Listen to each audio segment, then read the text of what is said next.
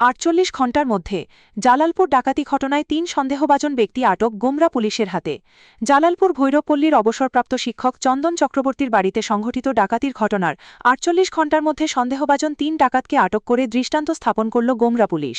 গোমরা পিআইসির ইনচার্জ প্রণব মিলি এবং এসআই কেনিলো সেব রেঙ্গামার বিশেষ অভিযানে গতরাতে পশ্চিম কাটেগড়ার বিভিন্ন অঞ্চল থেকে আটক করা হয় এই ৩ জনকে। এছাড়াও অন্য আরেক সন্দেহভাজন গাট্টারকোনার ফারুক নামের ব্যক্তির ঘর থেকে উদ্ধার হয়েছে ৩টি গ্যাস সিলিন্ডার, গাড়ির ডাইনামো অটোসহ অগণিত রেঞ্জ, প্লায়ার ও স্ক্রুড্রাইভার সহ একটি নাম্বার প্লেটবিহীন বাইক। তবে ফারুককে পায়নি পুলিশ। ডাকাতির ঘটনার সঙ্গে জড়িত ধৃতরা হচ্ছে লারাংপাড়ের জ্যোতিষ দাস, আমতলার ছবির উদ্দিন ও কালাইনছড়ার শ্যামসুন্দর গড়। পুলিশ সূত্রে জানা গেছে, অবসরপ্রাপ্ত শিক্ষক চন্দন চক্রবর্তীর বাড়ির ডাকাতির ঘটনার সঙ্গে ধৃতদের সংযোগ রয়েছে। কাটিগড়া থেকে প্রদীপ্ত পুরকায়স্থ।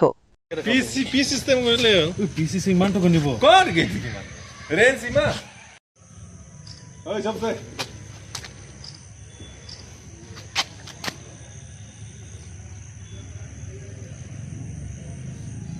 ওয়েট মেশিন লাগিব না এটা